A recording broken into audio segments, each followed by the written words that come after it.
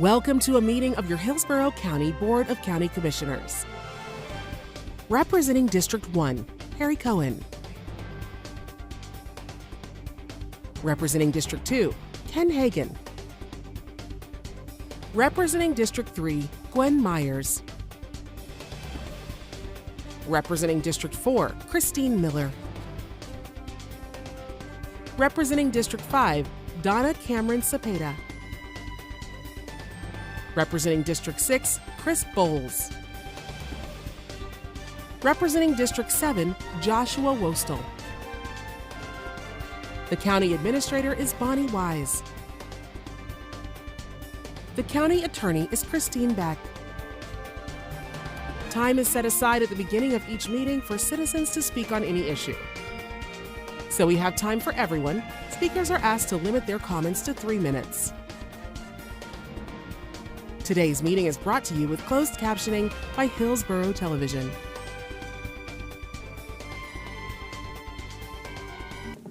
Good morning and welcome to the October 15th, 2025 regularly scheduled board meeting of the Hillsborough County Board of County Commissioners. Would everyone please rise for the pledge and invocation given by our chaplain, Commissioner Gwen Myers.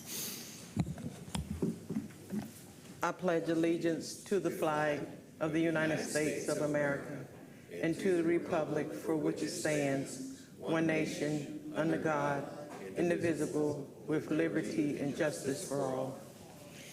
Loving Heavenly Father, I come to you thanking you for another day.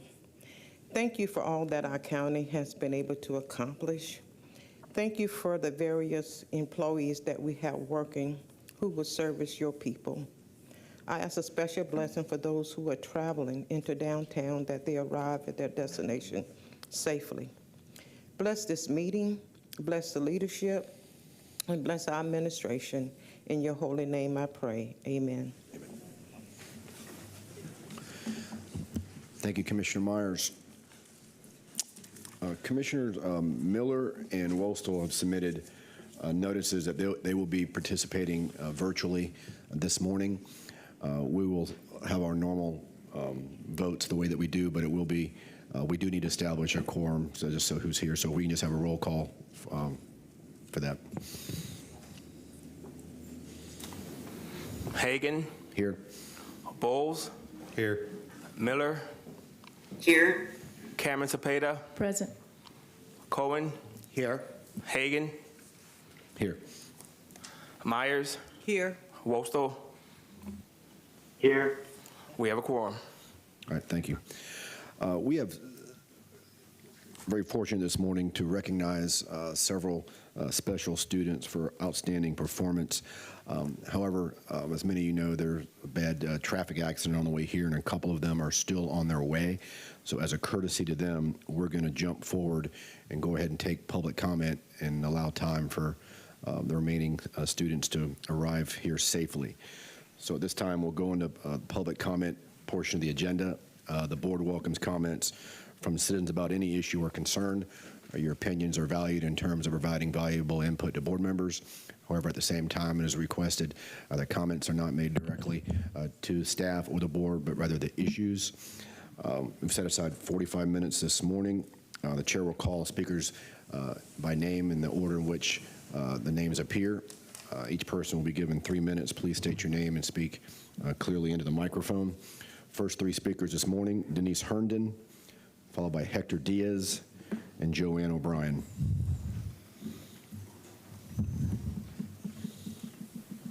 Is Denise Herndon here? Please come forward.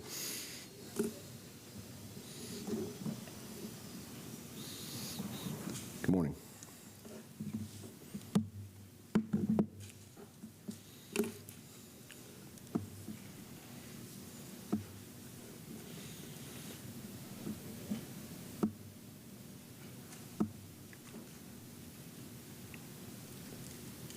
Go ahead, Ms. Herndon. Good morning. I'm Denise Herndon, and this phone here isn't a phone with service. It's just for the video and camera, and it won't go on video because I've had a meeting here when I spoke about Phyllis Brusansky last year. The microphone went dead, and it said things when I listened to it on the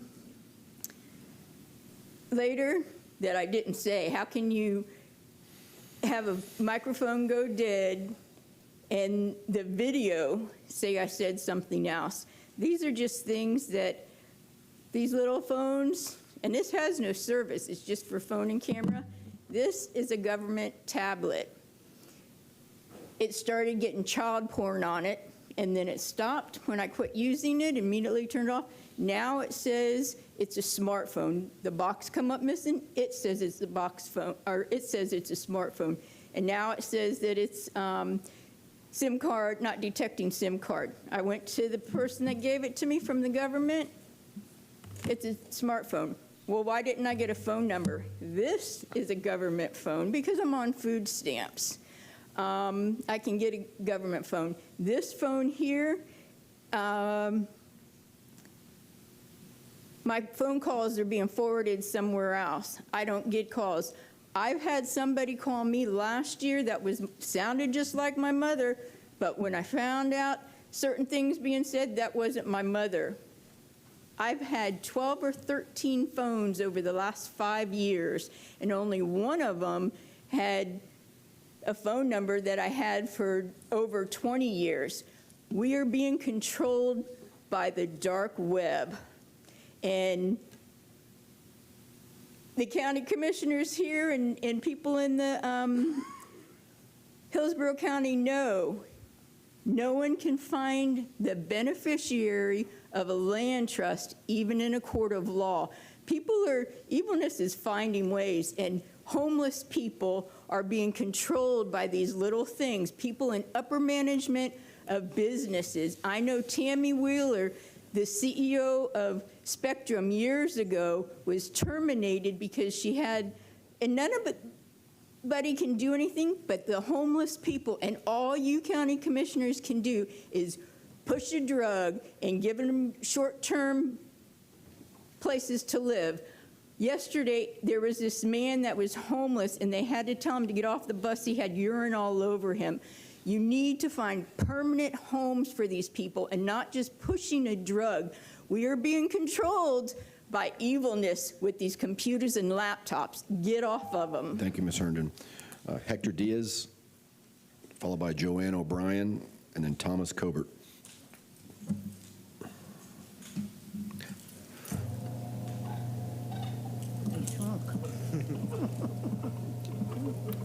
Good morning, Ms. O'Brien.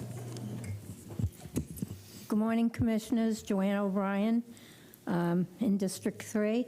I want to speak about this Rebuild Florida, and the young ladies upstairs are doing a remarkable job.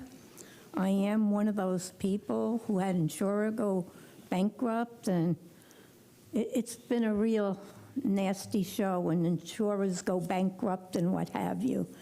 So I have somebody from that program coming out to my home this Friday. So I'll keep you all informed and let you know. And few people do know of my situation. And Kathy Castor at one time tried to help me. FEMA had closed my case because I had a not nice lawyer. And I had that all documented. So, you know, other than jumping through hoops and red tape, let's see where it goes. And I want to thank you all for, you know, looking out for the community, you know, with these projects to try to help people to get on their feet.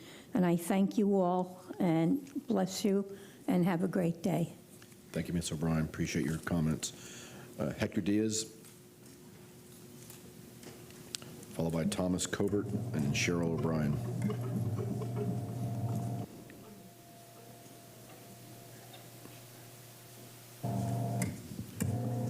Good morning, sir. Thank you. Good morning. I will use it in my phone for better understand. Good morning. This is Judge Daniel Helene's final order in my partition case, which was 4 months ago and hasn't been resolved. My lawyer charged me $18,000, and today he says he's withdrawing from the case. This isn't justice. Thank you. Thank you.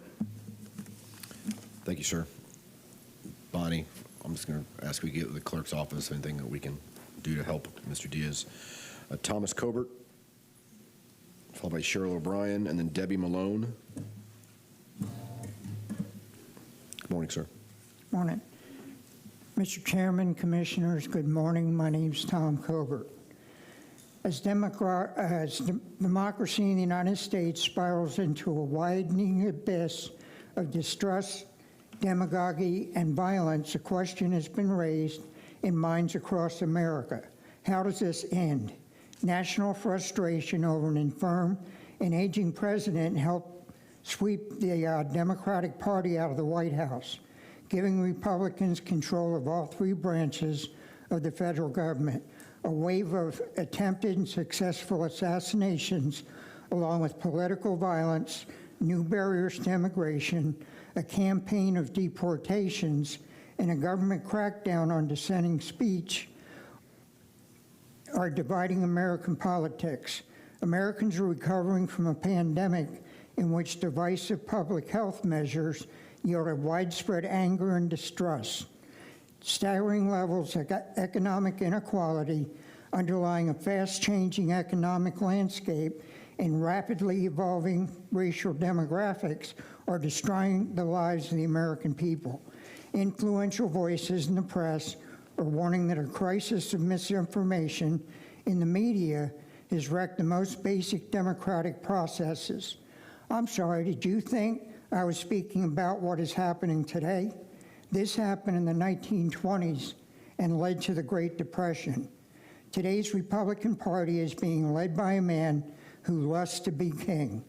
On the 25th of September, the president signed the National Security Presidential Memorandum, NSPM-7, which dictates if you say something he does not like, you are anti-government.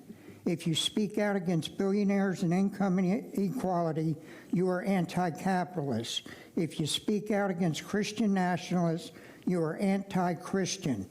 This makes you un-American and a domestic terrorist. DOA free speech. Republicans are saying that on the 18th of October, protesters will hold We Hate America protests across the nation. Like everything Republicans say, it's a lie. It is a protest that we want no kings in America. The one in June drew over 5 million. This one will be much larger. Under 78 million people voted for the president. Over 260 million did not. Republicans are terrified because the sleeping giant that is over 260 million strong is waking up and will end what they are doing. Time to pick a side. I'm going with the Constitution and the teachings of Jesus. You? Thank you for listening. Thank you, Mr. Covert. Cheryl O'Brien, and then followed by Debbie Malone, and then Mary, looks like it's Shosh. Good morning.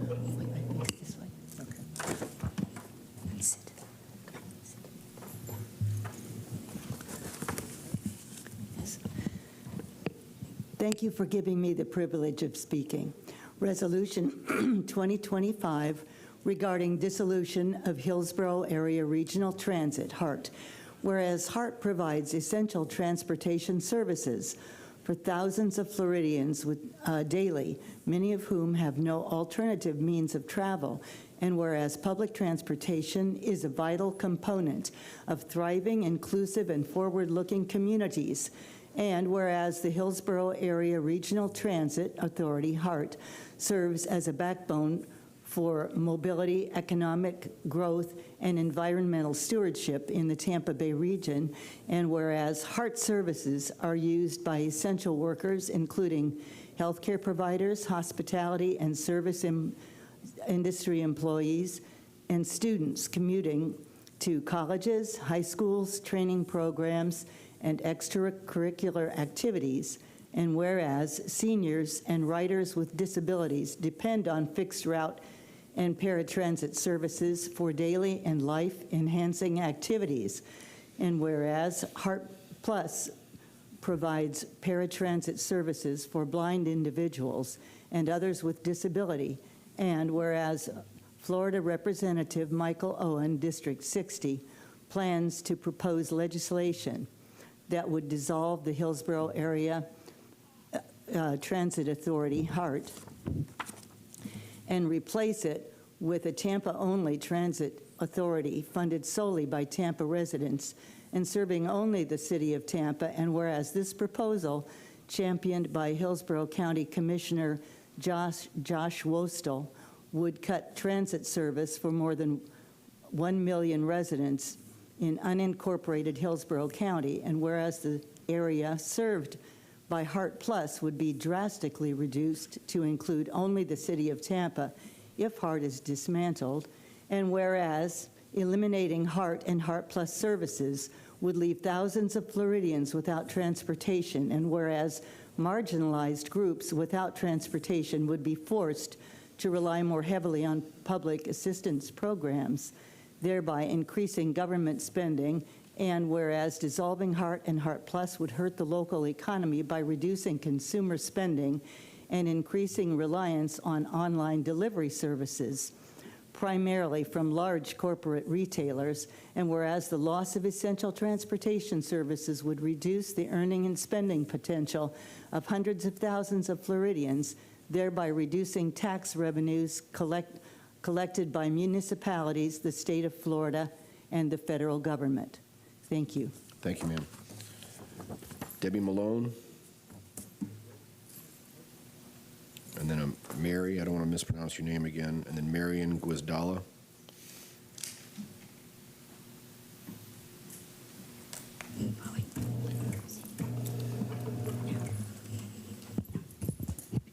Morning. Good morning. I'm going to continue the resolution that Cheryl started. Now, therefore, be it resolved by the National Federation of the Blind of Florida in convention assembled this 5th day of October 2025 in the city of Altamont Springs, Florida, that this organization demands the Florida legislature reject any bill or measure aimed at dissolving Hillsborough Area Regional Transit, HART. And be it further resolved that elected officials are called upon to protect and invest in HART, ensuring its continued service to the residents and businesses of Hillsborough County. Be it further resolved that this organization calls upon the legislature to engage with local stakeholders, transit advocates, and community leaders to identify strategies for strengthening the capacity of HART and other transportation entities throughout the state of Florida to meet the future mobility needs of all its citizens. Be it further resolved that we urge the legislature to prioritize funding, innovation, and inclusive policies to enhance public transportation rather than dismantle essential infrastructure. Be it further resolved that we demand the Florida legislature reject any proposal that would reduce or dissolve public transportation entities anywhere in the state of Florida. Thank you for listening. I also have, since I have more time, I have a couple of comments. First of all, I want to say happy White Cane Safety Day, in case anybody didn't know that. The 15th of October is National White Cane Safety Day, so happy White Cane Safety Day. Secondly, I want to say from a personal experience, if HART is dissolved, where I live with my 83-year-old mother, we would have to move from where we live because we would have no transportation to do anything, not even go get our hair cut. If this happens, there's going to be a lot of people who have to move into the city of Tampa. That's going to really be a big problem because Tampa already has problems with housing, not enough housing for people. And then you've got all these people who are going to have to move in the city just so they would have transportation. What are you going to do with all these people? There's so many other reasons, but I just wanted to point that out, that at least give you a little personal story that what would happen if HART is dissolved. Thank you so much for listening, and again, happy White Cane Safety Day. Thank you, Ms. Malone. Mary? And then the last speaker will be Marion Guizdala.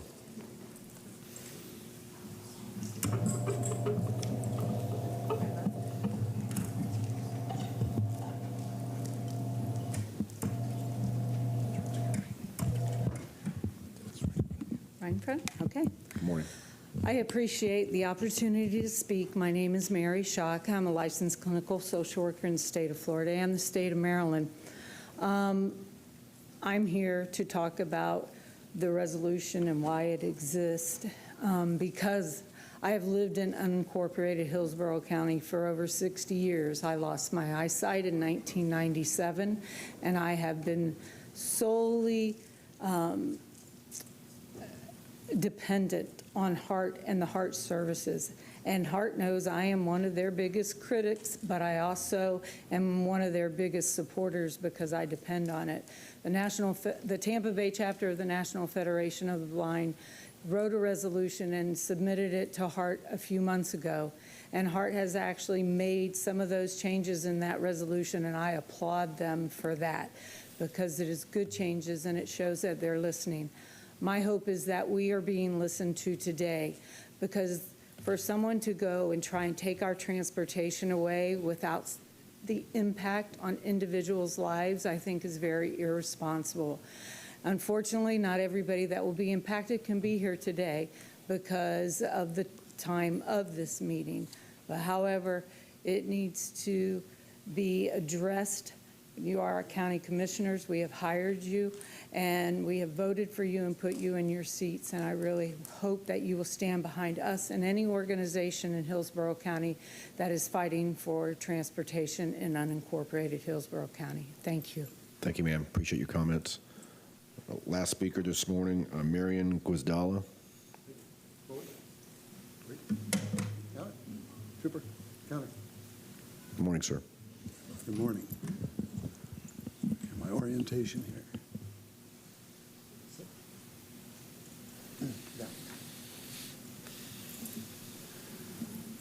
Thank you, Mr. Chair and Board of County Commissioners. My name is Marian Guizdala.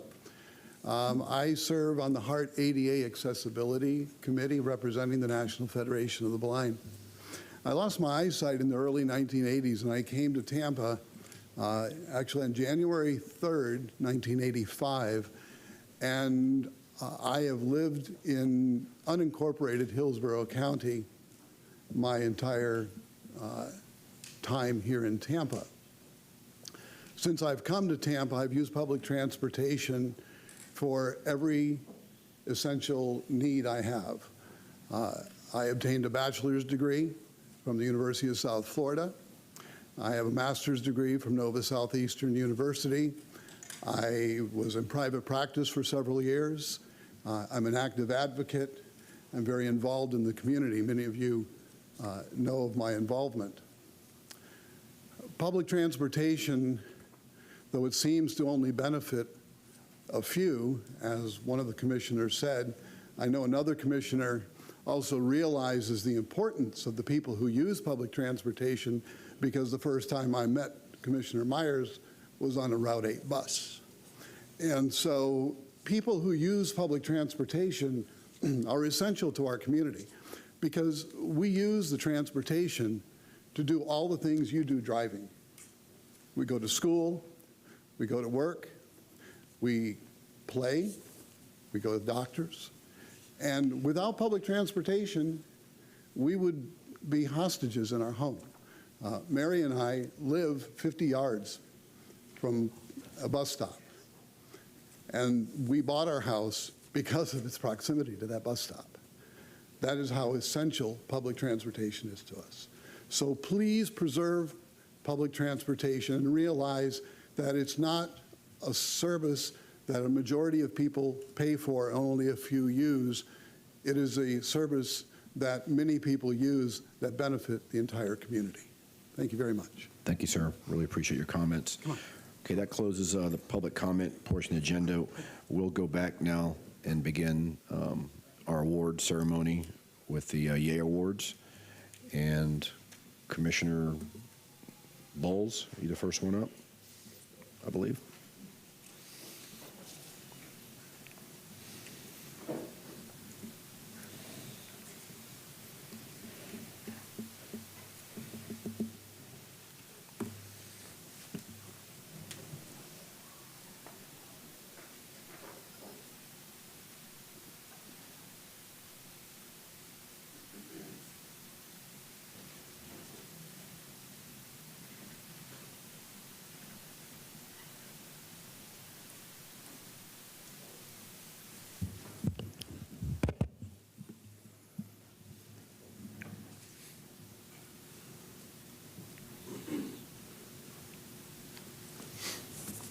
Fantastic. Let's go. So glad everyone was able to finally make it here after the traffic situation we had, and thank you all for your comments this morning as well. Thank you, Mr. Chair, and to the Yay Award recipients in receiving this leadership category, demonstrating positive impact on others and ongoing endeavors such as the arts, sports, and academics here in our community. Would Irene, is it Irene? Jadao, right? Yeah, please join me and your family. Please come on up here, please. Is it, let me make sure I'm saying, it's Jado? Jado, okay. So Irene, so come on up here. So good morning and welcome. You look very handsome this morning, sir. I'm excited to tell you about this amazing young man and everything he has achieved in such a short time. How old are you? I'm 13. 13 years old. So throughout his life, his 13-year life so far, he has proven himself a lot of experience. Yeah, he has proven himself a natural, enthusiastic, yet humble leader. Irene leads by example, and he has been engaging personality, that draws people to him, inspiring them to be the best they could possibly be. Even before attending Williams Middle Magnet School, where he is now in the 7th grade, this 13-year-old was a superstar at Pride Elementary. His achievements are many. He was captain of the Black History Brain Bowl team, interesting, 2nd place winner in the 4-H Hillsborough County speech competition. I was in 4-H a long time ago, yeah. 1st place winner of the school spelling bee, news anchor on the WPRC morning show, and recognitions for his work in the Science Olympics and the Hillsborough Lego robotic competition. That's amazing. You got a lot going on there already for a short period of time on this earth. All these accomplishments have led him to be chosen by the Florida House of Representatives for its Page and Messenger program, where he interviewed several state representatives and took leadership positions on the student committee. Well, I mean, that is really amazing, and wow, that is cool. In addition to achieving all of this, he also has a 4.0 GPA. Excuse me. Irene performs stand-up comedy, plays tennis, and is writing his first full-length novel. What's the novel about? It's a fantasy novel about a boy named Leo who discovers he has powers. Fantastic, love it.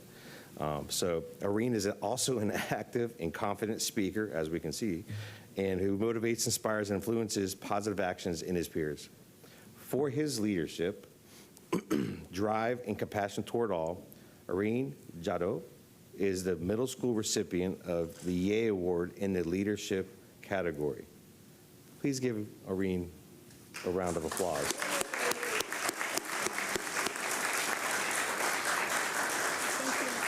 Well, you're probably going to speak a lot better than I am, so why don't you go up to the mic and give a few words. Okay. Good morning, everyone.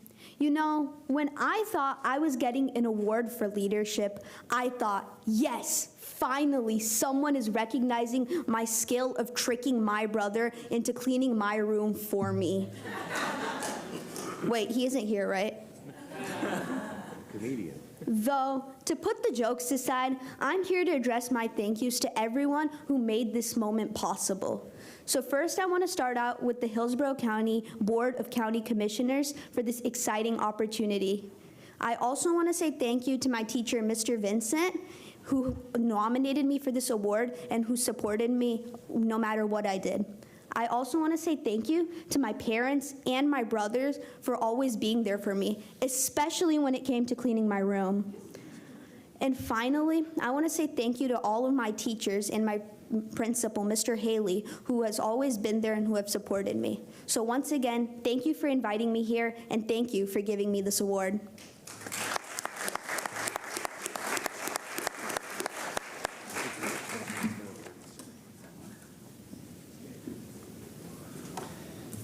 So we have another award recipient. We'll do them together. Can we do that? And then we can separate them. Our next winner is an incredible young woman whose leadership and optimism are also as inspirational as Irene's. Would Anara come forward? And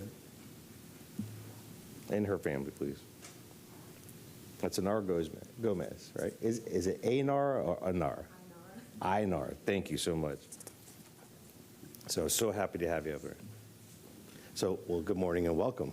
And good morning and welcome. So, you are a 17-year-old, correct? Yes. Okay. And you're at Sickles High School and being described as a true Renaissance woman, I see. An aspiring legal professional who loves music and is also a confident leader. And Einar consistently seeks opportunities to grow her own leadership skills and serve others. Ainara is the founder and Secretary General of the 2025 to 2026 Model United Nations Club. That's amazing. Demonstrating remarkable critical thinking and commitment. She has also honed her collaboration skills and musical abilities as president of the Sickles High School Choral Program. Additionally, she has shown exceptional communication skills through her internships at the Community Food Pantry in Bags of Hope, where she directs volunteers of all ages and manages multiple tasks simultaneously during each distribution, serving hundreds of guests. She also transcends language barriers as an expert Spanish translator by helping guests feel welcomed and understood during the registration process. She demonstrates a high level of creativity as volunteer coordinator for Love in Layers, a student-led nonprofit providing clothing to underserved communities. You've been doing that for a while? I recently started that. Yeah, it's recently started that. That's amazing. Which includes homeless people and also our veterans.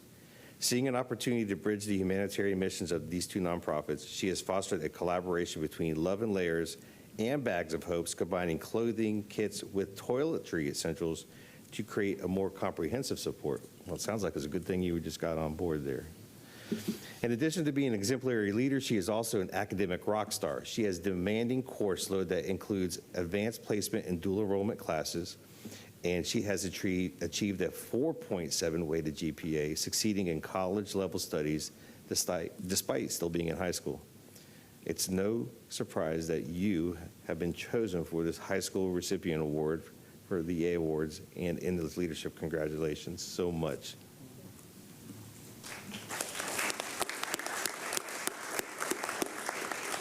Would you like to also come up and say a few words as well? Hello, everybody. I would like to start by saying it is an absolute honor to receive this award, and I'd like to thank my co-director, Mr. Watson, my family, and the staff at Sickles High School for helping me achieve this milestone. I just want to say that high school is a crazy time for everybody, and I personally faced many challenges, but in the end, it's important to realize that perfection is not really realistic, and whether it's on the stage, at the food pantry, throughout my summer internship for human resources, on the marching field, or at any conference, one thing that keeps me going is a desire to lead in a way that motivates everybody to be the best versions of themselves, whatever it may be for them. Sometimes all you can do is try, learn, and keep going. I have had just as many failures as successes, even if you don't believe it, but each one has helped me grow a little more every day. My desire to help the community and become something greater than myself keeps me going. Many youth today feel unsure of what their future holds or if they think that they're falling behind. But I just want to remind everybody, don't give up when things get hard and go out into your community and try to make a difference. Keep believing in the difference you can make regardless of your experience or age. It's not about being perfect, it's about growing, learning, and helping to build something meaningful. Thank you.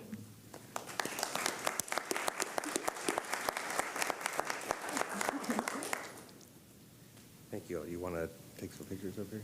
Do a quick picture?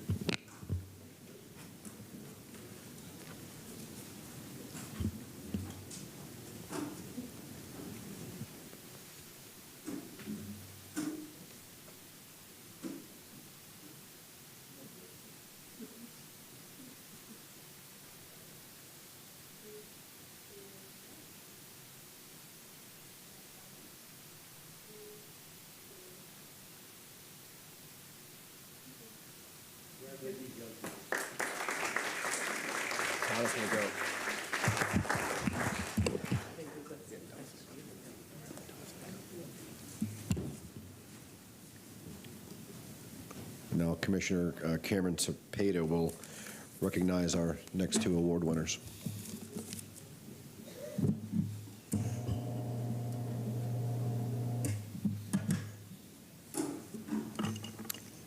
Thank you. Thank you, Mr. Chair. Well, we all look forward to this ceremony every year. These kids are so inspiring, and especially our last category, the Yay Awards recipients in the Success Despite Difficult Odds category, have overcome tremendous personal obstacles to obtain success and have a positive impact on others. Would Ality Clark and her family please join me at the podium? Sorry.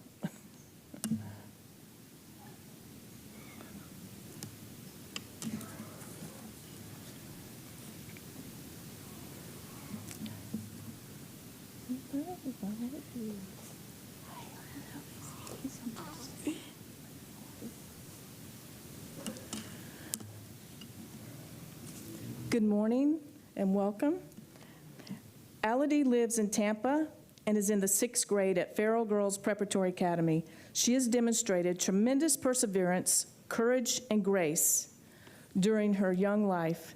Just 11 years old, she lost her father at a very young age, overcame being bullied, and faced other personal and family challenges to become a bright and driven student, exceptional leader, and dedicated community volunteer. She serves at the Humane Society Walking Dogs, and she provides the same service to neighbors. She makes and sells her own candles. She has worked diligently to challenge herself academically and attend better schools with more challenging programs, even living outside Florida for a while, away from her mom and brother. She worked very hard to gain admission to Farrell Girls Preparatory in Tampa, despite a longer route to school. She has already received an award this academic year and participates in 3 clubs, all while continuing her community work. Above all, Ality puts family above herself. After her mom developed a medical condition and had to stop teaching, Ality took on added responsibilities in their home, enabling her mom to take another job. She is a rock to her loved ones. Her mom wrote in her nomination that Ality is a silent fighter with a quiet smile, and I can certainly see that for sure in her. Well, let me also add that the victories Ality has experienced so far in her life speak loudly about her as a person and a student, and she serves as an inspiration to others. Ality, I'm very proud to recognize you as middle school winner of the Success Despite Difficult Odds category. Whatever you choose to do in life, I know you have the determination to make it happen. Congratulations, and I wish you all the best.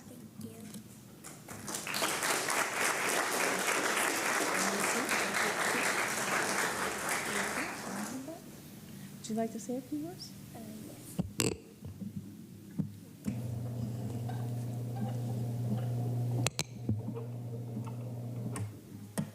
Hi everyone. I didn't even think I would get here. No matter how many challenges and changes I've overcome, I'm here to prove that you can get over them and be the bigger and better person. I would like to thank everyone in my life for helping me, especially my friends, family, and teachers over the years. Most importantly, I would like to thank my mom and my little brother for helping me be more mature and getting me through challenges. Being a big sister to my little brother has helped shape who I am as a person. No matter how many challenges you go through, you can always overcome them. Thank you. Beautifully done, beautifully done. Awesome, congratulations. Well, would you like to take a photo? Watch out for that.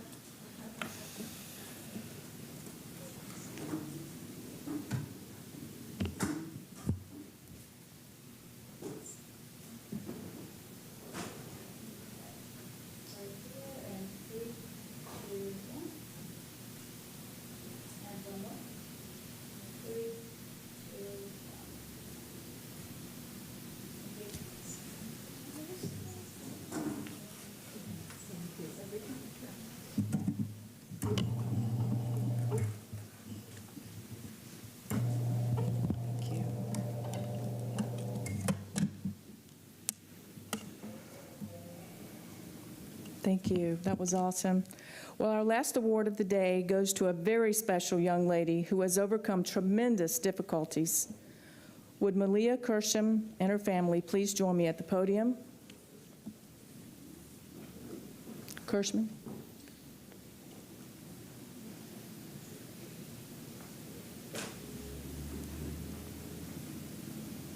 Good morning. Good morning, good morning, good morning, good morning. Good morning, good morning. Thank you for joining us today. As senior at Steinbrenner High School, Malia, 18, lives in Lutz. 4 years ago, while in middle school, she was diagnosed with a dangerous form of bone cancer. She did not let this disease define her or deter her. Despite 8 months of high-dose chemotherapy and multiple surgeries, here is just one example of her strength and determination. She would walk 3 miles around the oncology unit at Johns Hopkins All Children's Hospital in socks with the IV pole and tow because she learned it would speed up her recovery. Despite the pain, she has excelled in her academics, maintaining all A's. Malia also is using her battle to empower others. She has served on the hospital's advisory council for 3 years, advocating for other patients. She also has volunteered once a week at Tampa General Hospital, bringing comfort items to patients. Last year, Malia was accepted into the Ryan Nisi Foundation Student Service Program, where she participates in various service projects. One such project was spending 5 days in Asheville, North Carolina, helping victims of Hurricane Helene. During her junior year at the Steinbrenner, the Florida Holocaust Museum awarded Malia the Anne Frank Humanitarian Award for her service to the community. The museum's leadership had no idea that Malia's great-grandmother was a Holocaust survivor. Malia's course load at the Steinbrenner consists of mostly advanced placement classes, and she takes extra classes in the summer to earn college credits. She now has enough credits to enter college in the fall of 2026, with 1 to 2 years of college credits. Amazing. And finally, given what we have learned about Malia today, this should come as no surprise. She wants to become a pediatric oncologist. Malia, your journey has been amazing, and if your drive is any indication, I'm sure you will be able to care for and comfort numerous children during a long career in medicine. Keep on smiling and working, and I'm so happy to present you with this Yay Award in the Success Despite Difficult Odds category for high school students.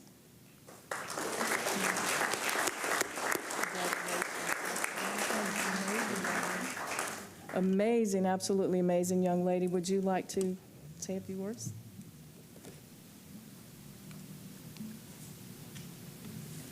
Good morning, everyone. First, I would like to thank the Board of County Commissioners and the Commission on the Status of Women for honoring me with this incredible award.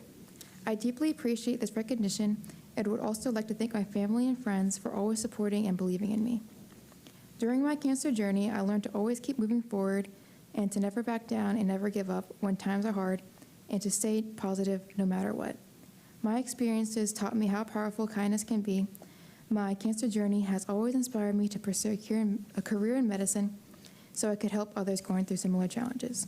I truly believe that even the smallest acts of kindness can make the biggest impact in someone's life. Thank you. Amazing, amazing, wow, amazing. Just take a few photos, take a photo, please.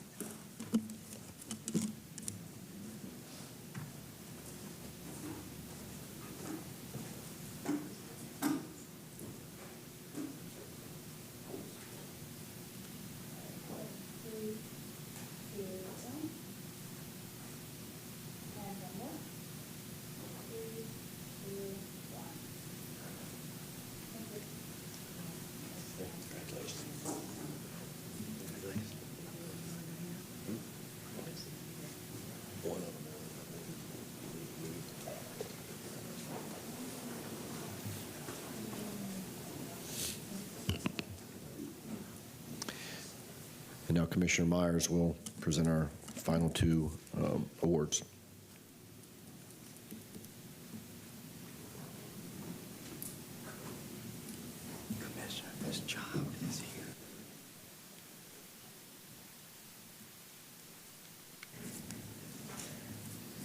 Good morning, and thank you, Mr. Chair.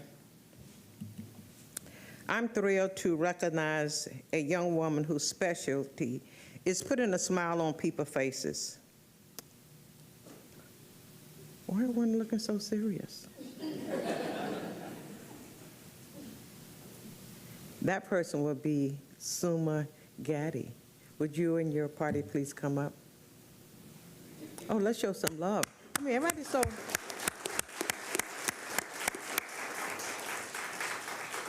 We haven't even gotten to the board agenda, and everyone is looking so serious. It's okay to relax. These young people just being honored. We just show them some love. Welcome, welcome, welcome. She has done a tremendous work providing comfort and bringing people together for a common good, not only throughout Florida and the nation, but worldwide. Suma, who lives in Lutz, is a senior at Hillsborough High School and enrolled in the academic challenging IB program. 2 years ago, Suma, who recently turned 18, founded the nonprofit Create for Kids. The organization is dedicated to promoting creativity and inspiring children in hospital settings and underfunded communities throughout cards and craft kits. Suma originally started Create for Kids as a local project, but she quickly got support worldwide through social media and grew the operation to reach kids across the world. She manages more than 15,000 volunteers. That's quite a bit, young lady. 15,000? You know, some organizations can't do 30. And has organized more than 60,000 active kits for pediatric cancer patients. In addition, she has helped raise more than $100,000 in donations to hospitals across the world. All amazing achievement. Further, Suma has donated numerous personalized backpacks to Hillsborough County students who otherwise could not have afforded them and would have felt left out, especially on the first day of school. Outside of school, Suma's outreach has touched medical patients of all ages. She has provided arts and craft projects and care packages to patients at several Tampa Bay area hospitals. And she has organized a 5K charity run for Moffitt Cancer Center, raising $5,000 for cancer research. Dressed as a costume character, she has visited hospital children, giving them pumpkin buckets and candy so that they could experience the joy of trick or treating and helping them understand their diagnosis. She also has volunteered at local food pantries and the Humane Society's critic camp, an award-winning student at Hillsborough High and the recipient of Gold Medal Presidential Volunteer Service Award. Suma balances her academic and community service with being captain of the swim team, a tutor and intern at Moffitt, and a microbiology lab assistant at USF. Do you have time to sleep, sweetie? Suma is dedicated to changing the world, and clearly she is well on her way. She plans to pursue a career as a pediatric oncologist.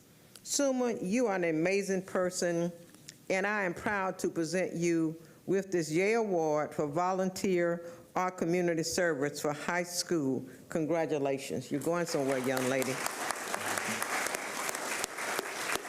This is your award. Come on, would you like to share a few words with us, please? Thank you. Good morning, everyone. I would like to give a huge thank you to the county commissioners and Hannah, my nominator, for recognizing Create for Kids with this community award. I'm honored to accept it on behalf of our entire team. Create for Kids wouldn't be possible without all of their compassion, hard work, and dedication. I would also like to thank our board members, volunteers, and my family for their support and encouragement throughout our community's journey. None of this would be possible without their belief in our mission and their kind words along the way. Thank you. Thank you. Okay, if you can stand.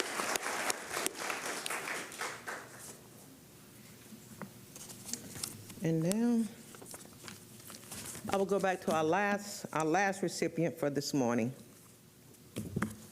And the first name and the last name I cannot pronounce, but if you recognize these initials, TR, I'm going to have you to pronounce your name for us. Come on up, young man. I'm not even going to butcher your name. But come on, I want you to announce your name for me so that I can try to pronounce it. It's okay. Trithya Rajagopal. Did we get that? You got to be a little louder. Man, you got so much talent. Okay, come on, let's speak a little louder. Trithya Rajagopal. Okay. Today, you're tiara to me. Okay? All right. And good morning and welcome to you and your family. Our next award category is one that's very special. This year award recipient is a volunteer, our community service category, give their time to make life better for others. This described TR. You got that for this morning? You TR. Okay. And you're already here at the podium, so that is very good. Again, welcome. You're very creative, dedicated, and compassionate. These are three qualities that perfectly describe this young man. He's a consummate volunteer in every sense, a 7th grader with a 4.0 GPA at William Middle Magnet School. That is in District 3, that's my district, okay? Wonderful. This remarkable 12-year-old has excelled in his academics, especially his advanced placement courses, earning him, listen now, the Presidential Award for Educational Excellence from the U.S. Department of Education. That deserves a round of applause.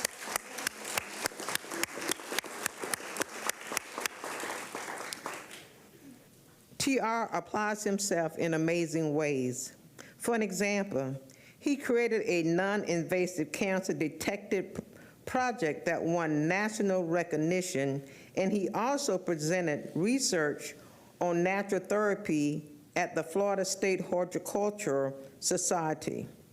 These accomplishments shows that he is already thinking like a scientist and problem solver.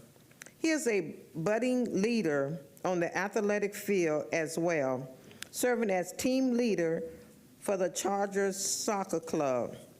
His competitive spirit also earned him the title of multi-county chess champion in Hillsborough, Polk, and Pinellas County. Man, you know how many counties that is? You're a busy young man. As well as first place in Hillsborough County Literacy and Media Showcase this year. However, TR is most well known for his volunteerism. He has contributed over 1,000 hours of volunteer service as a student ambassador for Books for Africa. He helped raise awareness about the program by speaking with peers and families to encourage donations, coordinate book drives, and assist with sorting and packaging shipments that eventually reach classrooms thousands of miles away. His additional volunteer service includes distributing food at Feeding Tampa Bay, supporting school-based volunteer initiatives at Chamberlain High School, and fundraising efforts at Hillsborough Education Foundation, contributing to students' events and community activities at Pride Elementary School, volunteering in the culture and educational program at Tampa Bay Trail Academy, and creating artwork to uplift senior citizens and military personnel for the nonprofit Color a Smile, just to name a few. Wow, young man, you're so impressive. Wow, what could we say about TR? I am honored to present you the Volunteer Our Community Service Award, the YAY Award this morning. Come on up. You'd like to share a few words with us?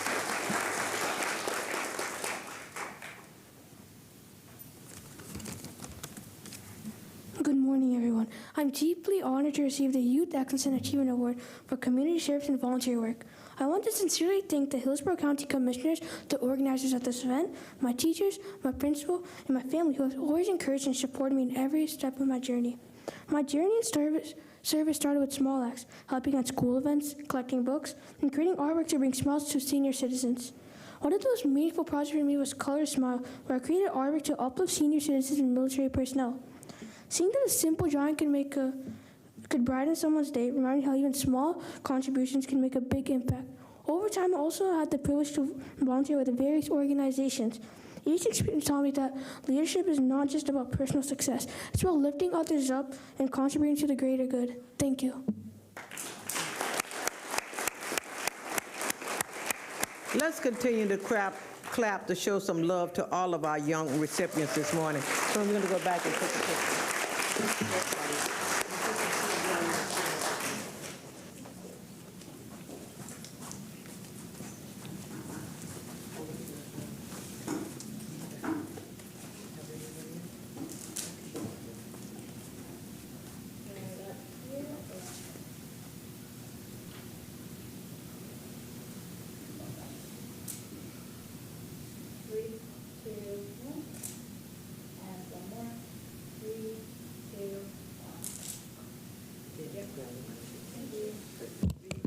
Chair Hagan, if you'll indulge me for just 1 second, I'm sorry, I think we got a little out of order.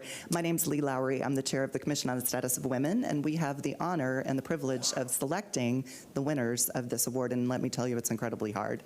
I just wanted to get up here. We do have two of my fellow members here. Welcome. Thank you guys for coming. We're so proud of you all. We're just absolutely amazed by what you've done.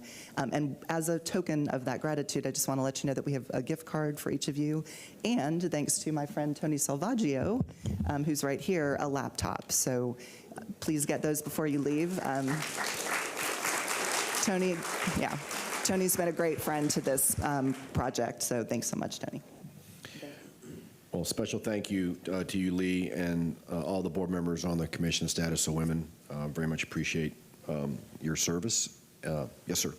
Thank you so much. I just wanted to say thank you to the County Commission for putting together this award. This is one of the highlights now of the year, is to coming here and listening to all of these stories, because these are stories that are happening here in this community. So now the work that we have to do is we have to keep you here, because we want all of that talent to help us keep growing and giving back. It's an honor. You all have a refurbished laptop ready, waiting for you for this next stage of your journey, and keep doing amazing things. Keep rocking it. We're proud of you. Thank you.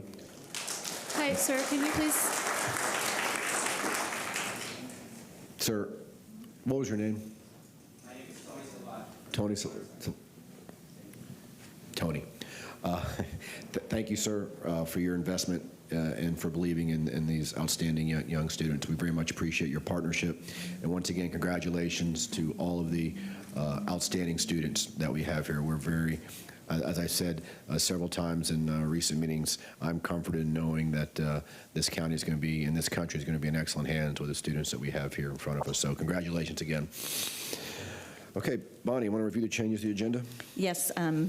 Good morning. We have several items for time certain today. The first one is item D1. This is at 10 o'clock. It's to conduct a public hearing and approve the proposed amendment for the Northdale Special Dependent District. Item G1 at 10:15, which is related to item B2, is to receive a report on the indoor sports facility project on the MOSI redevelopment site. Then also at 10:15, item B2, which is related to item G1, is to approve an interlocal agreement with the Tampa Sports Authority for design services for an indoor tournament sports facility to be located at the county's MOSI redevelopment site, and to approve the fiscal year 26 budget amendment resolution. Item B4 at 10:30 is to approve the George M. Steinbrenner Field Renovation Improvement Purchase Agreement between Hillsborough County and the New York Yankees Partnership for the county-owned George M. Steinbrenner Field through the use of financing payable solely from the 4% tourist development tax. 11:45 is a recess for lunch. Those are the changes to the agenda. Can we have a motion to approve the changes? So moved. Second. Motion, Commissioner Cohen, second Commissioner Myers. Please record your vote. Changes the agenda. Yes. Yeah.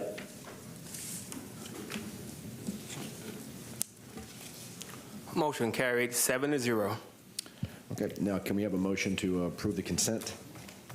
So moved. Second. Motion Commissioner Cohen, second Commissioner Bowles. Please record your vote on the consent agenda.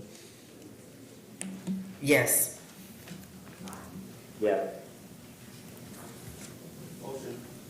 Motion carried, 7-0.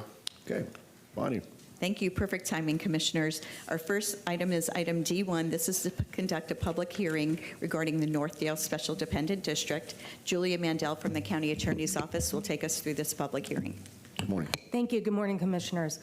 Julie Mandel with the County Attorney's Office. What you have before you is a request by the Northdale Special Dependent District to amend their enabling ordinance to allow for the opportunity for Northdale to install landscape materials, including artificial turf, in the county rights-of-way. Northdale currently has authority to install and maintain landscaping in their common areas and in their right-of-way. As Northdale goes forward, should this be passed, they would need to obtain from the county any permits that are required, including rights-of-way permits, and would be required to comply with all technical standards. And also, this ordinance provides that Northdale will be required to maintain all of the installations in the right-of-way. This is a public hearing, and I will step away to see if there's any public comment on this item. Thank you. All right, thank you. This public hearing, would anyone like to speak to this item?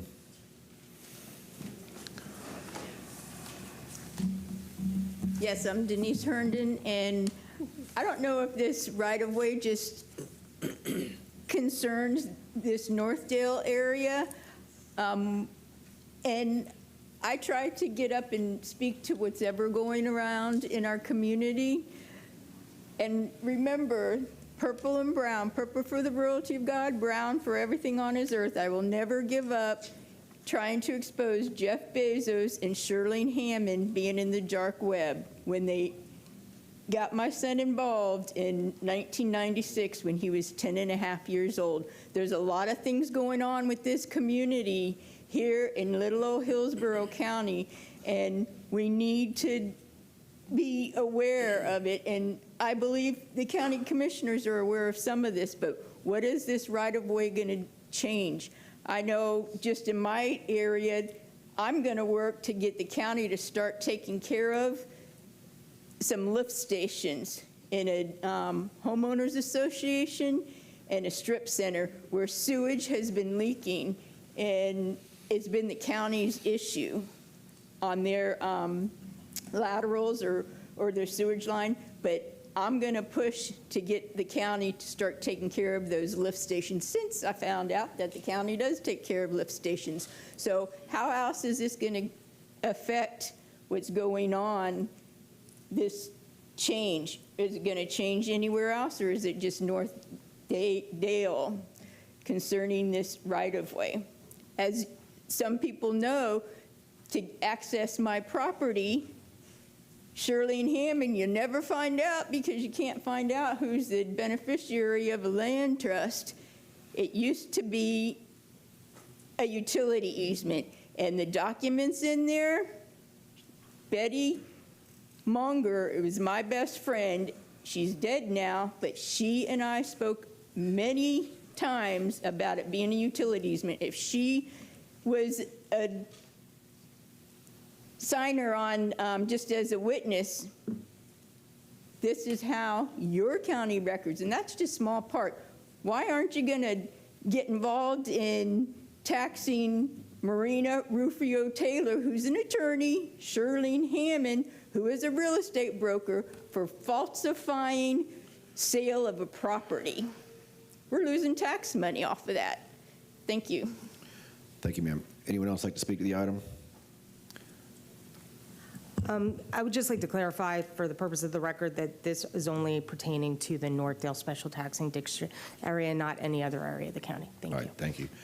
Board members, if you recall, this is an item that I brought forward at the request of the Northdale Special Dependent District. They're in charge of landscaping in the community, and candidly, most of the landscaping is pristine. However, they do have pockets where they're having challenges with vegetation, irrigation, so they'd like the option of being able to put turf in certain areas, and as was stated, they have to request and be given the proper permits and everything. So it's a reasonable request, and so I'd appreciate Move approval. a motion. Here we go. Second. Motion, Commissioner Cohen, second Commissioner Myers. Please record your vote. Yes. Motion carried, 7-0.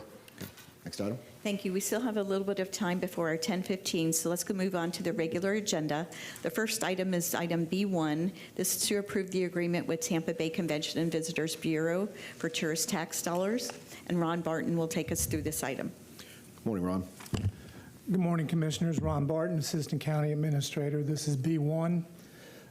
It's to approve the agreement with Tampa Bay Convention and Visitors Bureau, Inc., DBA Visit Tampa Bay, for the fiscal years of 26 and 27 to support its role as the designated marketing organization for Hillsborough County, to include out-of-area marketing and promotions for purposes of attracting tourists and conventions to our destination. The terms of the agreement, as I mentioned, are for the next 2 fiscal years. For FY26, it's $30,099,402, and for FY27, is $31,615,722, the majority of which comes from the 3% portion of the TDT, although there is also a portion of it that comes from the 6 cent. This agreement is pursuant to the Tourist Development Council's the TDC recommendation to the board from the May 15th meeting. TDT approved that budget. Funding of this agreement is included in the Tourist Development Tax Budget for FY26, adopted budget, and will be recommended in the budget for FY27. I'm here to answer any questions. All right, thank you, Ron. This is consistent with our current agreement, and if there are no comments or questions, can we have a motion? Move to approve. Motion, Commissioner Cohen, second Commissioner Myers. Please record your vote. Yes. Motion carried, 7-0. Thank you. Thanks, Ron. Thank you. The next item is item B3. This is to adopt the proposed 2026 Hillsborough County State Legislative Agenda, and Brandon Wagner will take us through this item. Good morning, Brandon. Good morning. Thank you for the opportunity to be here. What's before you is the draft 2026 State Legislative Agenda for the board's consideration. First of all, thank you for the time and opportunity to meet with each of you to go through these opportunities and these options. For your feedback, it was most helpful.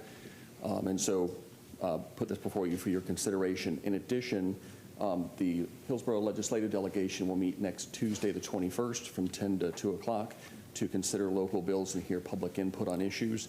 We were notified yesterday that there were 5 local bills that have been filed. That information was transmitted to your office. I would say, as I've said before, this agenda is the board's agenda. So the things that are on here are the things that you control. If you wish to change the agenda, you're welcome to do so. We will abide by what the agenda says. It's completely the board's agenda. With that, I appreciate your support and look forward to working with you on behalf of the county as we approach the 2026 session. Thanks, Brandon. Any questions or comments? Now, can we have a motion to Move to adopt? approve. Okay, we got a motion to adopt the proposed state legislative agenda. Commissioner Myers, second Commissioner Cohen. Please record your vote. Yes.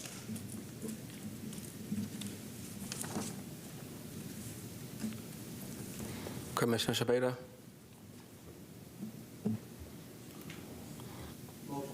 Motion carried, 7-0. Thanks, Brandon. Thank you. Bonnie? Thank you. Commissioners, if you'd like, we could waive the rules and go to item G1 and item B2. They are related regarding the MOSI indoor sports facilities. Move to waive. Got a motion to waive the Second. rules. Commissioner Cohen, second Commissioner Bowles. Please record your vote. Yes.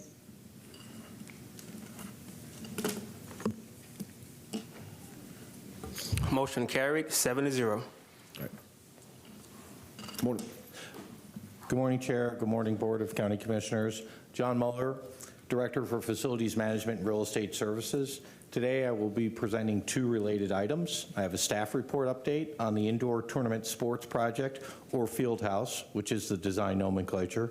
I also have agenda item B2, which is a request to approve an interlocal agreement with TSA to perform the design for the Field House, along with a related budget amendment to allocate the funds for design. Here today for questions with me are Greg Horwedel, Eric Hart with TSA, Julia Mandel with the County Attorney's Office, and Kevin Brickey with Management and Budget. So let's go ahead and go to our first slide, please. So our first slide is just a review of the direction staff was provided in May. For the benefit of the public who's listening, I will simply note that the Fieldhouse project is planned as part of the county's 73-acre MOSI site redevelopment. Clearly, there are several steps here, so today is an update on the initial ones taken. Specifically, the project scope using a portion of the MOSI West building in order to maximize redevelopment potential for the remainder of the county site. I'll touch on budgets and zoning just briefly, and we'll finish with our interlocal agreement and funding request. Excuse me right there. Thank you. So TSA has been very busy since May and has completed a qualification process to select a design team for the field house. Both the county and the city of Tampa were represented on that selection committee. O Sports, whose portfolio includes $700 million in similar field house projects in recent years, was recommended and then approved by the TSA board. As you can see in the diagram on the slide, their proposal utilizes the MOSI West building for portions of the overall guest experience. By leveraging this existing asset and by keeping the field house in the northeast quadrant of our site, the overall project saves time by eliminating the need to rezone and money. O Sports estimate preliminary on construction cost savings is $15 million. This is key, is that we are still tracking very close to the consulting study estimate of $69 million. I will note that it's a little too early right now to conduct additional value engineering opportunities, so we'll refine that. Assuming you approve us to move forward today, we will, of course, return to the BOCC at 90% design for a final construction budget. Lastly, I'll note that O Sports design pricing was $5 million. We do need $3 million in addition to the $2 million that we have, and I'll note that while on the slide and in the related agenda item, we offer one possibility for that funding, construction reserve funds. There is a second consideration, which would be TDT reserves for this project, given, of course, the hotel and the other generated revenues on the site. So our request today for agenda item B2, which will follow, is to approve the interlocal agreement along with a budget amendment. I'll do note that we do want to guarantee and lock in the entire design agreement amount of $5 million. There is 25% of that which would not be spent unless construction proceeded, but we feel it's prudent to ensure that the amount is contractually locked in now. Finally, two other items, assuming we are authorized to proceed. We plan to meet with our master developer to ensure coordination on this project begins immediately. I've listed some of the key topics on this slide. As well, I'll note that the master developer will be holding meetings regarding our other assignment to conduct a feasibility study on an ICE facility. In closing, just as I previously mentioned, I just want to emphasize that this is a process, and we do plan to return back to you to provide the other updates as we hit the key milestones on this initiative. Thank you. We're available for questions. Thank you, John. Board members, I've championed this project and the overall development for years, so I'm just going to jump in here and make a couple of comments. And my comments are probably intertwined with the next item as well, B2, so they're going to flow together. As I stated during our last board discussion, the MOSI property is the county's most underutilized asset. And this indoor sports facility or field house that John referenced it as will be the catalyst for what I believe will be the most transformative economic development project Hillsborough County's ever done. This will be a several billion-dollar project once complete, and the field house will help to accelerate the overall project and make the development even more attractive. With that, I got a couple of questions, and this might be for John or Greg or whoever you think will jump in here. I know from the TSA we had two very strong proposals. The scoring is extremely close, and O Sports was chosen. Greg, I'm assuming you're comfortable that this firm will not only do a great job, but will also do it in a timely manner? Yes, sir. Our goal is to have this facility open in 2028. Everything has to fall in line for that to happen. The design work needs to be done expeditiously. We will be working very closely with TSA and O Sports to ensure that that is as rapid as possible, and then bring back, as John said, the construction budget estimate to you all for final approval. Okay, great. And the reason why I ask is that I know many times with big projects like this, they tend to drag on indefinitely. And so it's my understanding, I just want confirmation. I know the exact date or month isn't, we can't say with certainty, but the plan is to go to bid late spring-ish, break ground in the fall-ish, and then open, I'm going to say summer 28-ish. Trying to provide a little flexibility while kind of understanding where we're. If all your issues come true, that's exactly what will happen. And again, for the record, my name is Greg Horwood, Deputy County Administrator. But yes, that is, again, as expeditiously as we can make this happen. We will work very closely with TSA, all of the county departments, and the city, most importantly. I will note that Abby Feely, who is the representative from the city who's been working with us on this project, has been fantastic to deal with. She has outlined things that we can do to help rapidly get this in motion, and we are going to look to her and the city for guidance on it because it does require their zoning approval, but we will be doing that as quickly as we possibly can. And it's my understanding they've been extremely helpful in working with us to expedite the project where we can. And John said this, there's still going to be several more votes as this continues to evolve, but there will be a vote, I guess, after the phase one. Then once the construction firm is recommended by TSA, then that'll come back in front of this board for approval at that time, right? That's correct. Okay. And then last question. I know staff's meeting with the developer, I believe it's next week, to discuss the overall project, how the hockey facility will be incorporated, and I guess really to reaffirm the master development's commitment and understanding of our vision. Is that a fair characterization? I think that's a great characterization. Okay, great.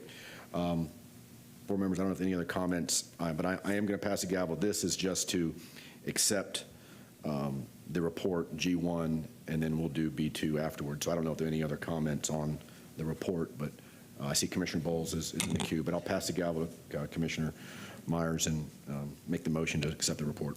Commissioner Bowles. Thank you, ma'am. Second. You got a second. Regarding the option now, you gave a little bit of option. So I know in some of our briefings we just talked about just coming to construction reserve. What's the? Can you give some like amounts that we're calling up the SAGE, the money SAGE? We have the expert here, so the expert. I will let Kevin speak. So we're reducing our, if we use the $3 million from the construction reserve, what's that reduce the overall amount by? What's the maximum? So if it was straight out of the construction reserves currently, it would reduce it to about $18 million, I believe.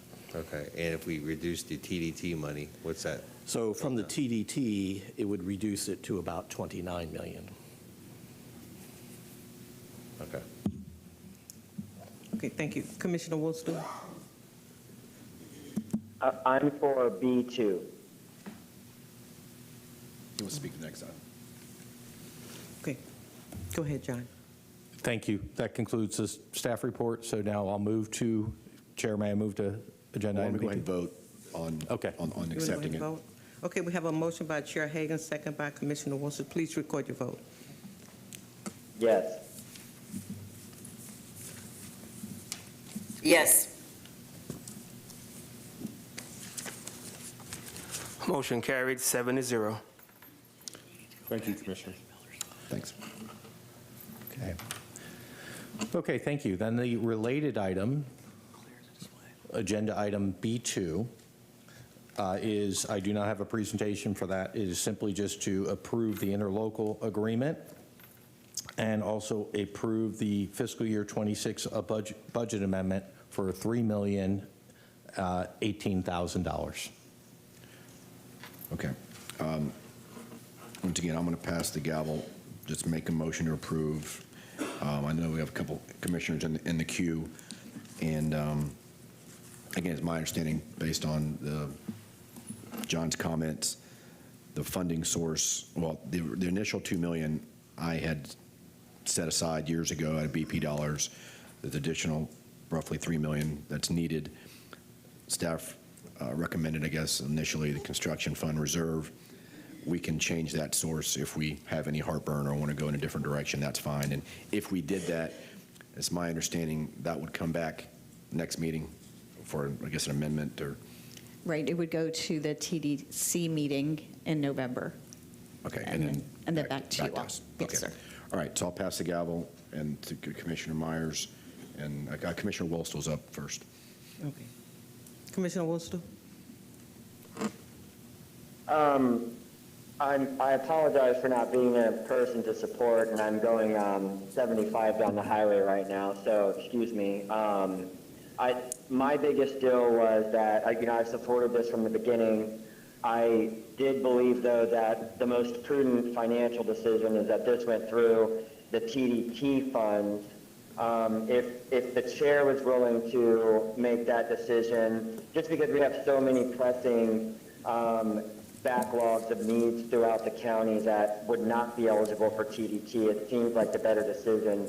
I can either make the motion, Mr. Chair, I can wait for you if you plan to make the TDT. I believe that it's the most financially prudent decision for us today. I agree with that, and I'm happy to incorporate that in the motion. Fantastic. Then I yield. Thank you. Okay. Thank you, Commissioner Bowles. Thank you.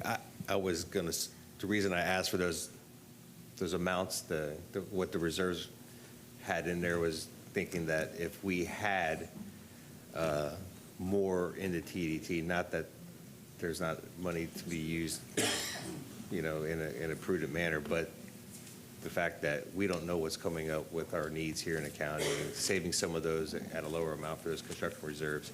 If there's another way to pull that money in, I would support that and certainly second that movement if we can do that. That will not delay anything from moving forward, though. I know it's a delay in process, but it's not going to hold anything up from happening. Is that correct?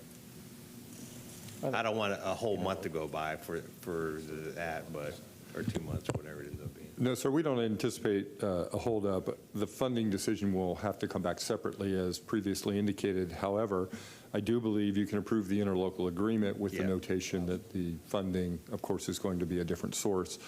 Because we do want to get TSA to start work, there are $2 million available, as Commissioner Hagan described, that could be applied toward that early stage of work, and we're really talking about only a couple of weeks before we get to the next meeting. Right, okay. Correct? Yep. You have any concerns?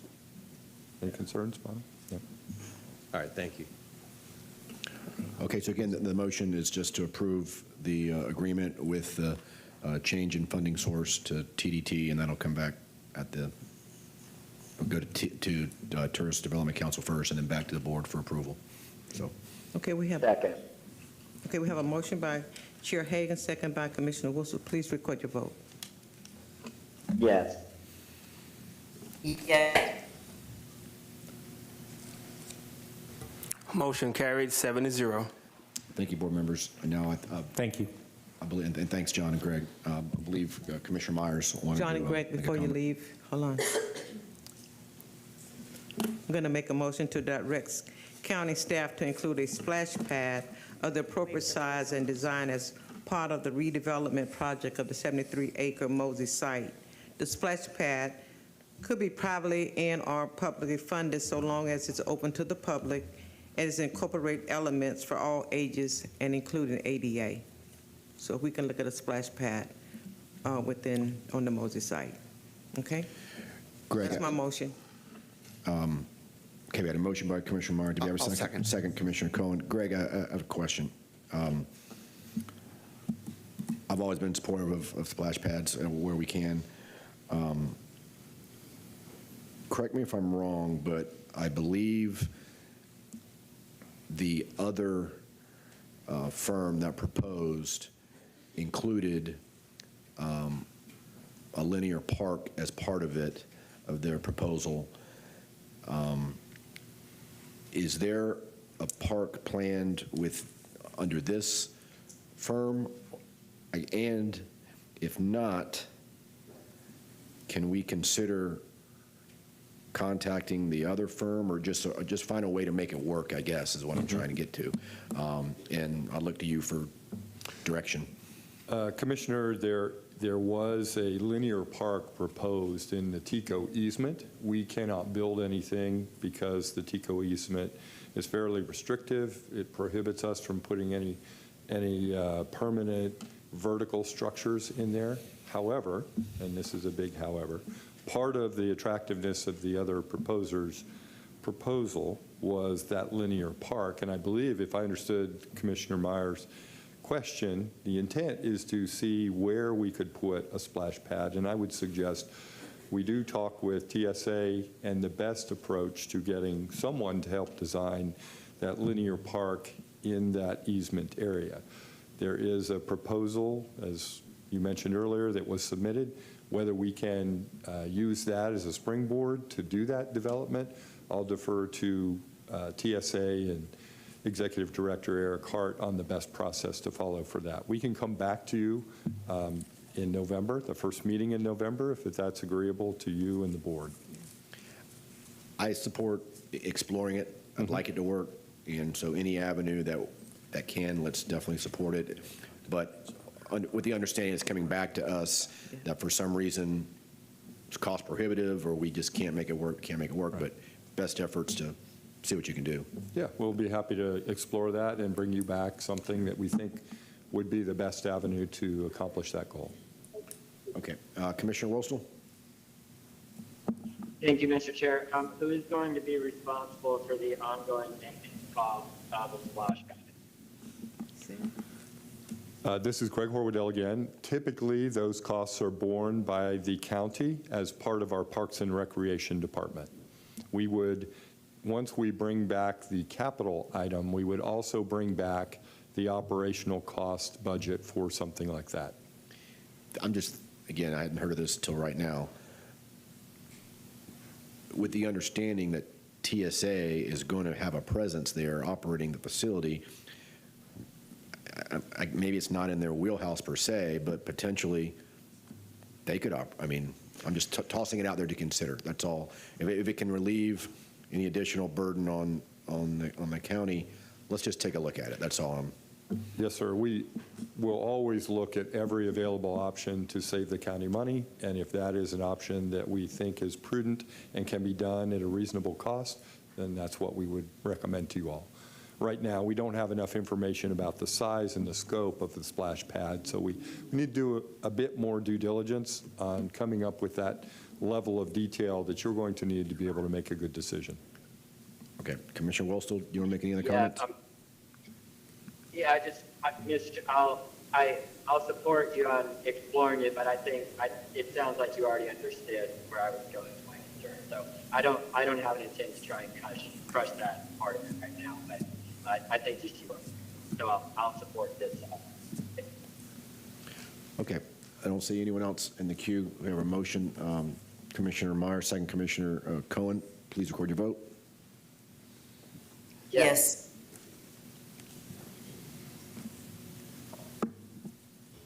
Motion carried 7-0. Thanks, guys. Thank you for your time and attention. Okay, Bonnie. Thank you. Perfect timing. The next item is item B4.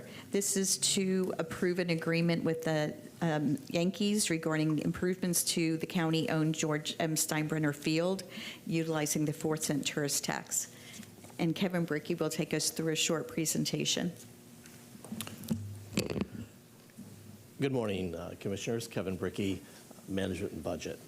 Item B4 seeks approval of the George M. Steinbrenner Field renovation improvements purchase agreement between the county and the New York Yankees. Today we also have with us Eric Hart from TSA and Tony Bruno with the Yankees. The agreement provides for the purchase of up to $17.995 million of improvements at the county-owned facility. The purchases are funded through the use of financings payable solely from the 4th cent tourist development tax. The agreement facilitates continued maintenance of the stadium at a level consistent with a preeminent Major League Baseball team. Steinbrenner Field hosted 16 Yankees spring training games in 2025 with over 151,000 attendees, along with associated media broadcasts. Current and recent renovations and improvements funded by the Yankees partnership totals about $39.8 million, of which $21.9 million enhanced fan experience. This agreement provides up to that $17.955 million in remaining renovations that enhance fan experience, such as security cameras, video distribution, network switches that enhance Wi-Fi, a new scoreboard, a new bowl sound system in fan-facing areas to replace the existing system, parking lot repaving and improvements throughout the property, concourse traffic coding, so pedestrian areas and concourse areas, new magnetometers for replacements and seat replacements, stadium wall padding to replace worn padding, seat replacements, some fan-facing and interior building Wi-Fi improvements, dugout safety renovation, interior finishes in fan-facing areas to update those, AC unit replacements in suites and press boxes, lighting on Steinbrenner Drive, improvements to the stadium entry plaza renovation, some turf and irrigation renovation, some other landscape renovation on the property, and a number of shade structure improvements on the main concourse, some cabana covers, first and third base roof covers, and the loge seat shade structures. And then there are some other facilities, other areas of shade structure improvements. And a refresh to the community pavilion to bring it up to current standards and to maintain the facility. And with that, that's my brief presentation. All right, thank you. Commissioner Woolston? Thank you, Mr. Chair. I just wanted to make a couple of comments for the residents of Hillsborough County that might look at this vote and see my yes vote on there, and them not to be confused of me having any support for the subsidization of Major League sports teams to negotiate contracts with their players to the tunes of hundreds of millions of dollars, notwithstanding the additional fact that is now almost indisputable that localities subsidizing these stadiums traditionally see basically at best zero return, but oftentimes a negative return. I do disagree that we should be paying for the sound systems, security cameras, lighting, magnometers for a major league team that's worth billions of dollars. But that being said, leaders of the past had made the decision to purchase this, and it is a county asset that requires us to maintain a safe standard where we could possibly assume liability for any harm. And for that reason and that reason alone, I will be voting today to support this funding. Thank you, Mr. Chair. All right, thank you. I don't see anyone else in the queue, so I'll just, again, state what I have for years, that the Yankees have been incredible partners for decades, and they showed their true sense of community, candidly, by allowing the Rays to play at Steinbrenner Field this past season, something they did not have to do. Steinbrenner Field is a county-owned asset, so it's in our best interest to maintain a first-class facility. And as stated in our backup, the ballpark does generate significant room nights due to all the fans who fly into town for spring training, some for the entire spring season. As with our previous renovation agreements, the Yankees are investing in the facility. We're again utilizing 4 cent of the tourist tax dollars, which is an appropriate source, so no general revenue dollars are used. County will invest roughly $18 million, the team $22 million, but in fact, the team has actually already invested an additional $17 million in the facility, but toward baseball operations, which, interesting enough, that investment is what actually incentivized the Rays to play in Steinbrenner Field this year instead of closer ballparks in Pinellas County. So they've been great partners, and they're certainly at the table with a significant investment as well. And so with that, I'll pass the gavel to Vice Chair and make a motion. Is anyone else in the queue? I can't tell. No. Okay. I'll second. Okay, we have a motion by Chair Hagan, second by Commissioner Bowles. See no one else in the queue. Please record your vote. Yes. Yeah. Chair Hagan? I don't have a screen. Yes. Motion carried 6-1. Commissioner Cameron Cepeda voted no. Okay, next item. The next item is we can move to item F1. This is the board's appointment to the Hillsborough County City County Planning Commission. And Glenda will take us through this item.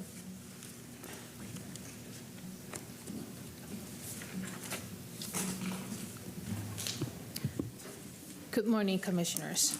Today we have the Hillsborough County City County Planning Commission. One term has expired. Annual financial disclosure and incorporated residency is required. Residency has been confirmed for all applicants. The board is to consider the number of terms an applicant has served on that board or council and may give preference to those applicants who have not served on that board or council. We are to choose one. We have 8 applicants. Commissioner Hagan. 4. Commissioner Miller. 7. Commissioner Myers. 4. Commissioner Cohen. 4. Commissioner Cameron Cepeda. 7. Commissioner Bowles. 4. Commissioner Wostel. Rico Smith. Yes, okay, 7.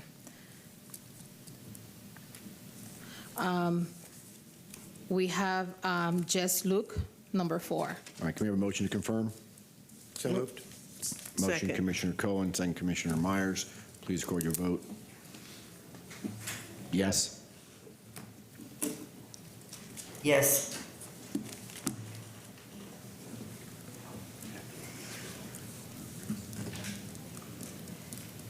Motion carried 7-0. Bonnie? Thank you. The next item is F2. This is Commissioner Bowles' item regarding the establishment of an internal working group to review board policies and make recommendations. Commissioner Bowles. Thank you. In the last few weeks, we received an audit report from the clerk's office where they reviewed 90 of our 250 plus board policies that we have over the years. One of the things when I was campaigning, and I've heard over the years that, or several last months, that we should know our jobs and we should know what we're getting into and all that. Well, I took the opportunity to review a lot of those and found that many of them were 40 plus years old. Some of them didn't need to be reviewed, but a lot of them probably needed to be looked at.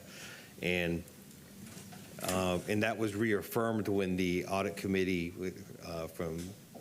not the audit committee, excuse me, the auditor from the clerk's office looked at those 90 and found that roughly a third of them were obsolete, a third of them needed to be amended, and a third of them were pretty much okay. And those are rough numbers. So along those lines, one of the things I had been looking at and have lots of notes that began back in July of last year that now extend to today, I have a number of notes on some of these policies that I believe need to be looked at and reviewed along in concert with our administrator and her directors from upstairs and the appropriate departments to kind of determine which ones we need to cull, so which ones we need to mend, and which ones we just need to leave alone. That I'd like to have this committee kind of, or whatever we want to call it, working group that we can get together and kind of would like to lead the charge, if you will, if it's another commissioner wants to jump on board. I know that we have some sunshine rules that I think Mary Helen in the back of the room would be probably willing to jump up and talk about, but nonetheless, that it's not very sexy. It's not very, it's not splash pads of baseball, but but it needs to get done. I think that, and I'm willing to do that and work into it. So whatever we need to get this done, I'd like to see it happen. Okay, so we have a motion by Commissioner Bowles. Do we have second by Commissioner Cohen? Any comments, Commissioner Wostel? Thank you. I've always been more than happy for one commissioner to lead a task force on something they're passionate about, especially improvement items, Commissioner Bowles. Just do me a favor and make sure in your review that we also incorporate any more existing secret or ghost policies that have been made that are not actually captured in all of those policies, because I have read them, but I still get met with secret ones that are basically made off of past board motions of which I could have had no way of knowing about are still being adhered to by the county administrator. So if you could do that for me, I would sincerely appreciate it. Thank you. Commissioner Cohen? Yeah, I just want to say I'm fully in support of your leading the charge on this effort and look forward to whatever it is that you come back with. Totally agree. Appreciate you bringing this forward, Commissioner Bowles. Any comment, Commissioner Bowles? Yeah, I'll just finish. Yeah, I'm sure it's going to be a real yawner to some degree, something to put me to sleep at night if I get real tired. But beyond that, I would like, and I think, and as I've talked to legal and also to Bonnie about this as well, that we would be, in the event that there's something that you find, Commissioner Cohen or Commissioner Whistle or any other commissioner on the board that you think is interesting or that needs to be looked at, I think that we should do that, soliciting feedback from all aspects. Again, many hands make light work, so we have 90 done, so it's only about 160 left that we really need to really focus on outside of the policies we know about. If there's other policies that we're still adhering to through motions that are made in the past, maybe that's something we consider as well, that how we can kind of get through that. I'll have some conversations with administration about, but I know we can get done on this. So thank you. Okay. We got a motion by Commissioner Bowles, second Commissioner Cohen. Please record your vote. Yes. Yes. Yes. Motion carried 7-0. Okay, Bonnie. Thank you. The next item is yours, Chair Hagan. This is item F3 regarding a discussion regarding selecting a new county attorney. All right, thank you. Board members, as we all know, Christine will be retiring in December, and so it's incumbent on us to address the county attorney position. I think by making a decision at this point is ideal because it will provide direction within the county attorney's office and, more importantly, allow for a seamless transition. Through the years, I've been involved in several county attorney and county administrative transitions, and as such, I can say that there are different approaches that we can take. In the past, we've performed a national search, a local search, and we've hired internally. Having been personally involved in many of these searches, as well as several CEO hirings through the years, for many reasons, I've held the belief that hiring within is best when you have a credible candidate or candidates to consider. I believed hiring internally was the right decision when we promoted Christine to be county attorney, and I also believed it was the right direction when I recommended Mike Merrill to be county administrator, and then for Bonnie to be county administrator. Fortunately, we are blessed to have several excellent attorneys in the county attorney's office, and I think we would all agree on that. However, in my opinion, we have one outstanding senior assistant county attorney that truly stands out, and that's Julia Mandel. She has significant experience in the private and public sector, including being Tampa city attorney, and she brings a wealth of knowledge in government law, particularly in land use, transportation, public works, and procurement and contracts. She's a double Gator, having received her undergrad in law degree at UF, which speaks volumes to her intellect. A little Gator plug there. All right. But seriously, I have known Julia for over 23 years, as she was an assistant county attorney when I was first elected. I've seen her in action, not only in the county, but also representing the Sports Authority. She is well-versed, knowledgeable, and what I particularly like about her is that she's a fighter. And I am confident she would represent the county and this board extremely well. I feel very strongly this is the right direction we should go. However, I do want to get board members' input and thoughts before making any type of motion. So I'll pause here and open the floor for any comments. Commissioner Cohen, do you want to? Sure. Well, thank you for that, Mr. Chair. A lot of what you said I agree with, and I'm not going to repeat. I do want to just make a couple comments. It's been my experience over the years that when you're making a decision between going outside or staying within, a reason to go outside would be if you wanted to bring monumental change to an office. And I want to say to you, Christine, and to everyone at the county attorney's office, I don't think that that's what we need. I think we need continuity. I think the office does a great job, and it's important to keep the momentum.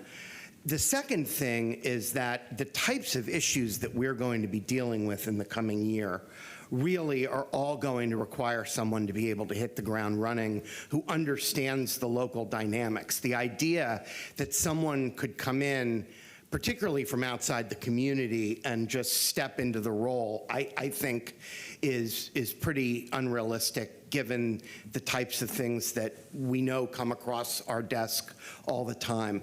And that brings me to Julia, which is that I worked with her when she was the city attorney, but I've also worked with her when she was in private practice for two major law firms here in Tampa and in other roles. And given the sheer variety of things that we deal with, particularly the complexity of the land use issues that we deal with, I think her skill set would be extremely helpful and something that I'm in favor of moving forward with an internal person and also someone who I know to be extremely competent in a lot of different areas. Thank you.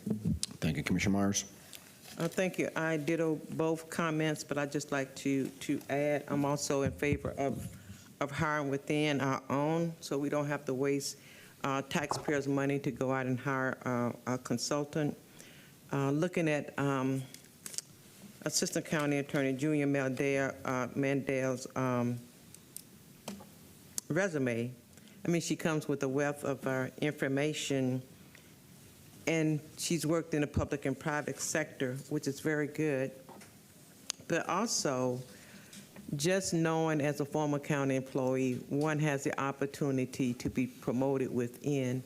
That sends a strong message to the other employees here in Hillsborough County that we look at what you're doing, and if you're doing an excellent job, the opportunity for you to stay right here in Hillsborough County belongs to you.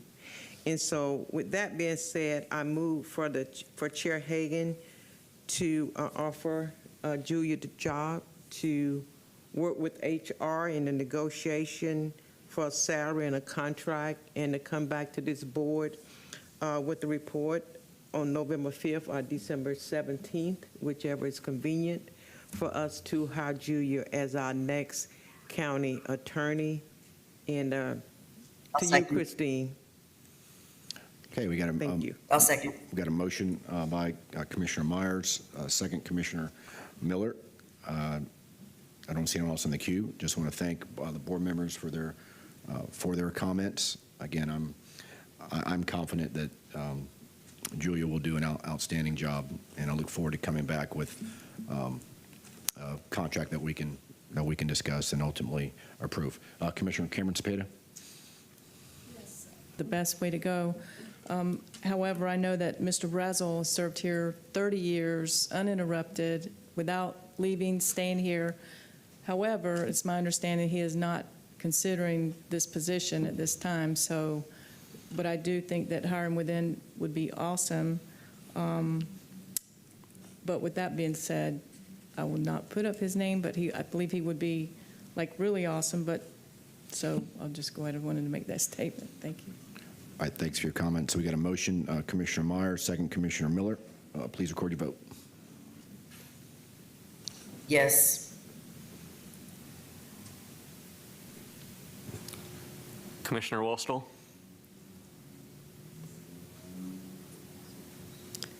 I don't see him on there anymore. All right.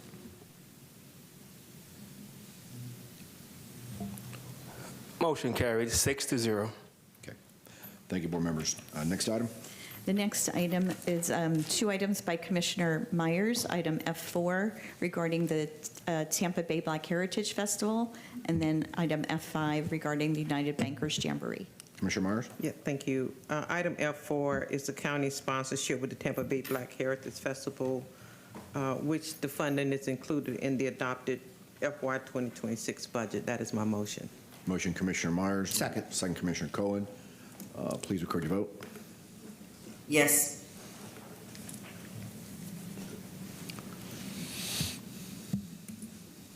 Motion carried, 6-0. And F5 is the county sponsorship with the Backers Jamboree from May 22nd through May 26th.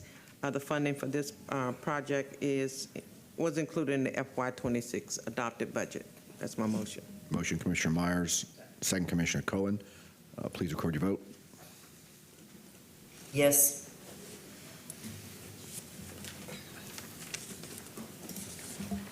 Commissioner Cameron Cepeda?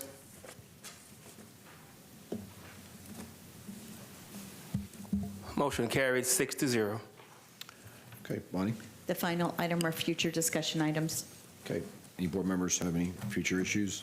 Yes. Commissioner Myers? This is Put your mic on. okay, thank you, thank you.